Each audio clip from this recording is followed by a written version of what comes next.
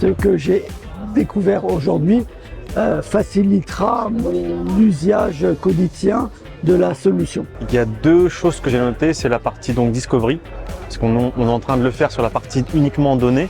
Là, je vois qu'on peut le faire, on peut l'élargir sur d'autres aspects, sur les technos, sur les applications.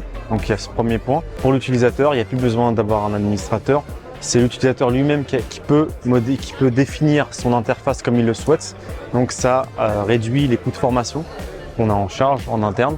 Donc c'est vraiment intéressant. Donc les gens montent vite en compétences et on peut enrichir le référentiel très rapidement. Un product manager, par exemple, ça peut être une personne qui vient toucher l'outil une fois par an ou une fois tous les 6 mois. Et là, je vois qu'avec les nouvelles fonctionnalités ergonomiques, ça serait une personne qui sera plus perdue à chaque fois qu'elle devra revenir dans l'outil.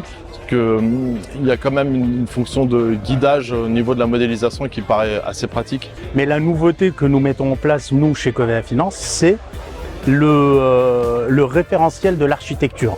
C'est-à-dire qu'on a tous les schémas d'architecture qui se lient à un moment ou à un autre, c'est des schémas interrécits, et on souhaite avoir une sorte de cartographie globale et par là même avoir une sorte de matrice des flux qui va englober tous les flux techniques, applicatifs, etc.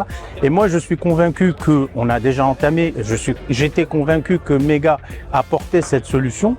Et c'est ce qu'on est en train de mettre en place. On intègre Mega petit à petit dans la vie du SI, dans l'informatique pure et dure.